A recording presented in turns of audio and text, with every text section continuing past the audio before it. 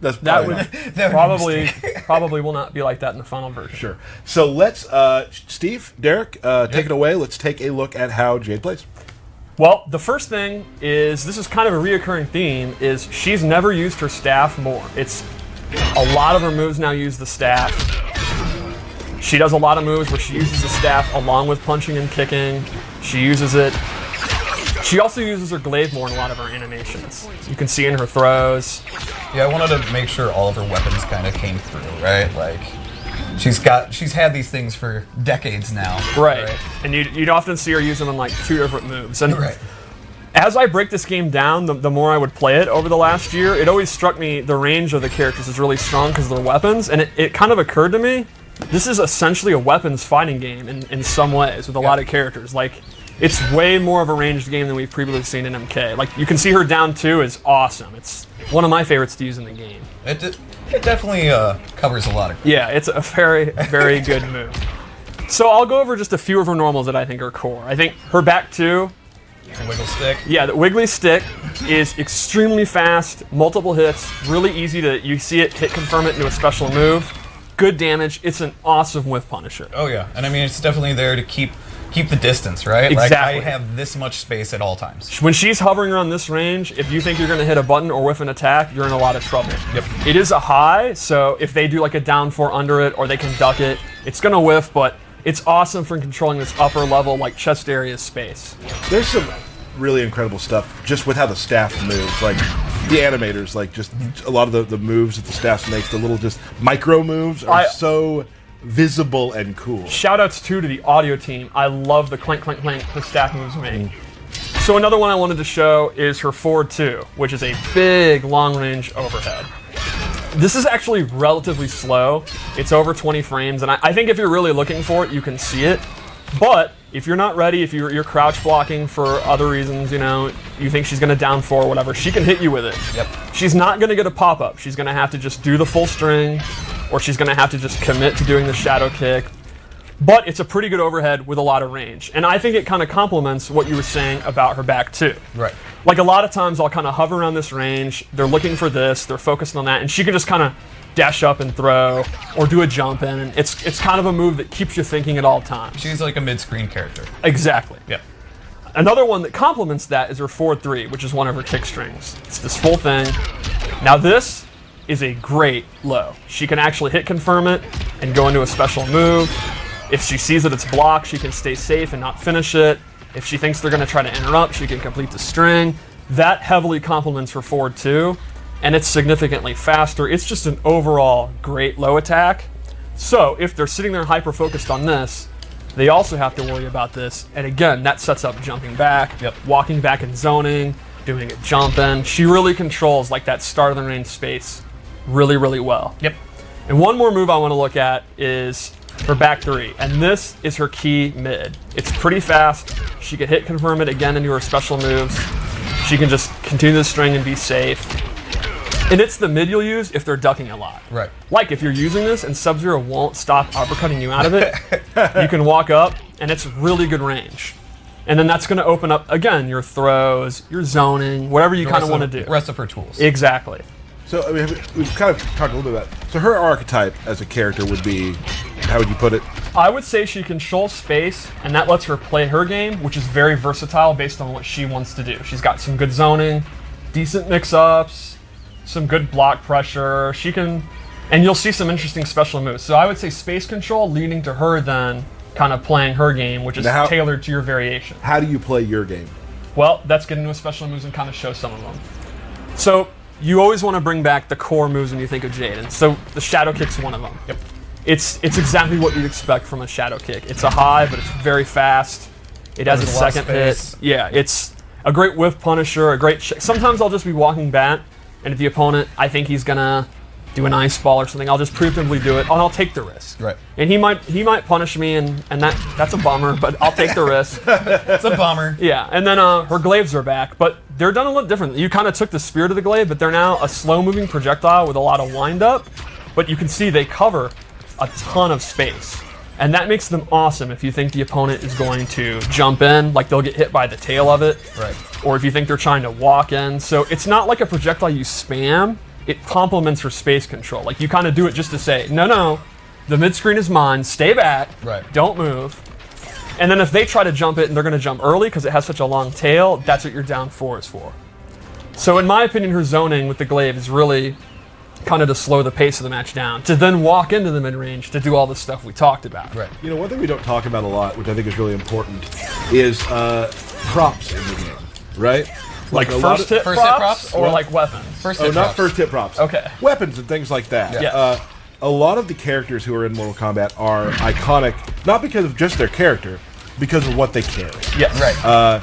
You know, the glaive and the staff, very important things. And you know, big ups to the team that makes the props for, you know, helping create the character and make it have even more depth because of how cool the props are and the amount of props they have to make. Yeah, I mean, There's a lot. There's a lot. Like, there's one for Jade that it's kind of similar to a fan, which is like MK2 when she was a katana palette swap. There's some that have like glowing energy. There's curved ones. There's straight ones. Like, there's a million different glaives. But all Like these things classic put together, MK3 ones. Like, yeah. Oh yeah. all these things put together, they still have to match her personality. They can't be like, she can't throw radios at you. That I would mean, be- she could. She could. She could. It would probably break some of the mythology. They probably don't have radio technology in Outworld. I never thought about that. But Right. you are the lore master, so let's keep going. The last classic move would be her glow is back. She's fully projectile immune, has this snazzy purple effect, and any projectile is going to go through her while it's active. So Classic. while she can slow the pace down with her zoning, it's hard to zone her because she can have this on. Right. And then she just gets in right on you. Yep. Yep, absolutely. And her last base move is this parry, which has the coolest into I've ever seen in my life. Like, for the most part, I'm just going to do that to people online. Like, that's all I care about doing. And she can amplify it into this awesome... I absolutely love the way she recovers out of that next snap. Look at that. I'm marking out. The way her arms kind of just go to the side when she's done. Oh, yeah. Is super. Just like I've never seen a more awesome looking nonchalant neck break. It's effortless. True story. I actually accidentally hit Aaron using a Japanese like wall scroll rolled up and pretending to do one of her normals. I accidentally hit him in the QA lab. Well, it's So let's go over some of the loadout moves I gave her. I started with my personal one I like to use, which is a zoning variation. Yeah. And I know you like these ones too. So she has an all about upglaive. And if she meter burns it, it's great. She amplifies. She gets a second one. Right. This move dominates the air. Yes. If you want to jump, You can't. you are in a lot of trouble. And they stay up there for a while too, right? So I mean, it's like you're being pushed down for And quite some time. She's not controlling them, so she's free to do these, and the arc is automatic. And then if you're hit, you can see you get a big hick reaction. You can go for shadow kick and stuff like that. Yep. I love this move. She also has an air glaive that goes straight down, and that's a double one. You can use this to fake out jump ins, to jump back, and if they whiff a normal, you do it. It's To stay in the air longer. yeah, exactly, to go over ground and pounds or whatever. And then the last move in this I also really like is a extremely quick low projectile. The Adenian Spock. Yeah, this is a brand new move, and I think it's great again for space control. Especially if you have them looking for the overhead and they're hyper focused and they're afraid of it, you can just do this to knock them down for a little bit, chip damage. You're literally controlling every aspect of the fight when you have this setup. Yeah. Like, you can go low, you can go up, like, you're contrololling everything. Stream Chat was confused. Aaron Davis from QA. Yes. Not Yeah. another Aaron. Yeah. Yeah. Dizzy, ex-tournament player Dizzy. I actually hit him as revenge for all those MK9 losses. You'll get over it someday, sir. One other move would be her staff spin. I forgot about that. Yeah. This is just a great combo ender. In the corner, you actually get a combo. Normally, she's not really a combo character. For all her space control, she really isn't opening up with these huge combos. She just kind of ends in a special move. But in the corner, because of that staff spin, she can. Right. Like a lot of times when I have someone in the corner, I'll mix up her overhead or her low and go into throws when they're looking for it, and she'll actually get that 30% combo. So the staff spin's pretty cool. Mm-hmm. Awesome. I just like it for the additional damage, right? Like, you just add that to almost everything. it's no reason not to do it, and it also has amazing audio and looks cool. Yeah, absolutely. Before we keep going, let's talk real quick. What do you do against Jade?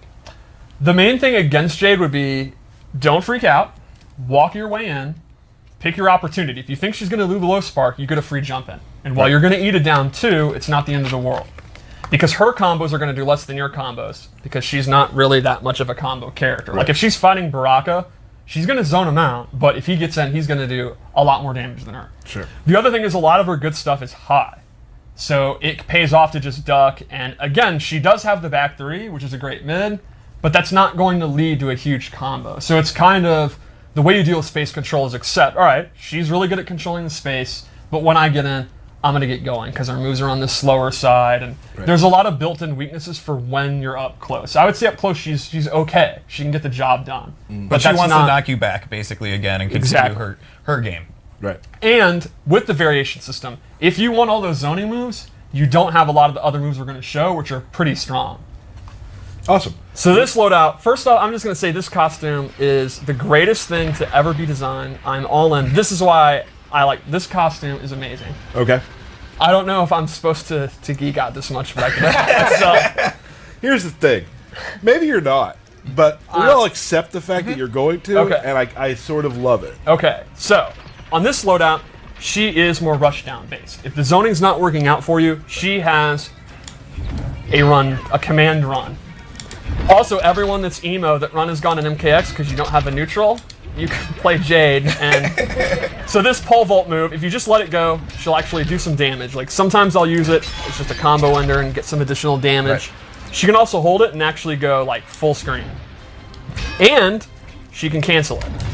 So she actually gets some pressure off this, like, and then she can go for a overhead, low mix-up, or a throw.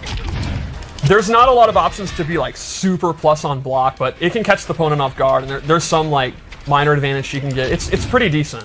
Can I give you some props? Okay. The name you've given this version, It Ain't Easy, is pretty good. I think every MK9 Jade player is saying amen. Yeah. Right. The other thing about this move is the meter burn actually hops up, looks awesome, and is tied to one of her crushing blows. The requirement for this one is kind of interesting. This has to connect from a very significant far distance, and it will actually trigger a very nasty crushing blow. Some good damage. The last thing we gave her on this loadout, and this complements her rushdown, is her old UMK3 and MK9 double shadow kick. Right. So this does the same damage as the other one. The main thing is it pushes them hella far back, and it does not reverse their corner positioning, which you were asking about earlier, and that's why I equipped this. So, for example, notice the other one, she would teleport behind. Correct. When I'm doing these corner combos now, they're still in the corner. So my personal loadout, this is one of my favorite moves to use.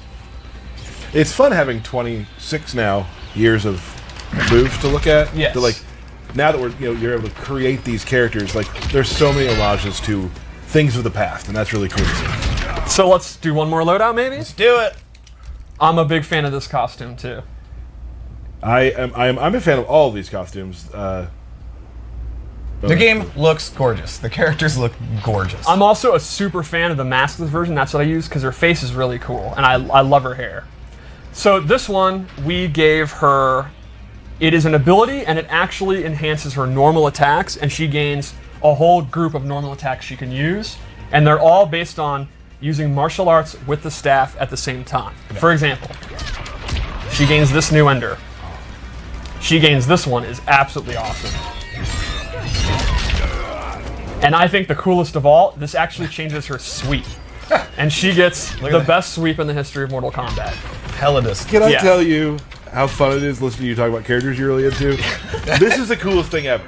Now the next it's thing, a sweep. This is cooler than the last thing. No, this sweep is OD and beautiful looking. Yeah. And it has amazing audio.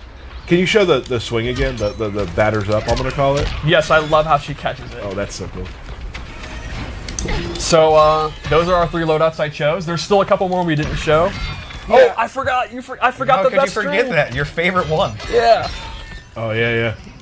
Oh, and you don't have the bunk in any of these ones? Nope. Okay. There's still a couple. All right, we'll save those. You showed throws and such too, right? But we do have the fatal blow. Oh, right. Boom. Is it an overhead? It is not an overhead. Okay. That would be extremely good. Yeah. Maybe it should be. Maybe it should be. But yeah, again, most of her stuff is to get the opponent away from her. Yep. Right? And so she can control the screen again. Yep. With just enough offense to get the job done, but for the most part, she's going to be happy from the mid-range. Yeah, absolutely. And if that's your play style, I think you'll like her a lot. Awesome. So let's tie it all together. Okay. So Jade. Green. Green? Yes. What is she to you? With the custom variation system, she's not always green. True. Awesome. So if you're a fighting game player, like you probably are if you're watching, or if you're not, here you go.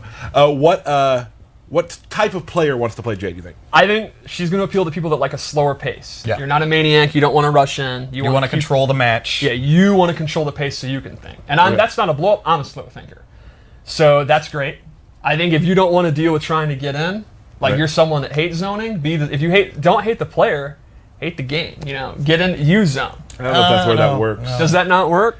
Yeah, no, I don't know how that works, but okay. Anyway, you got she's got a reflect, she's got her invulnerability. Like there's no excuse for her to be zoned out. Awesome. Right.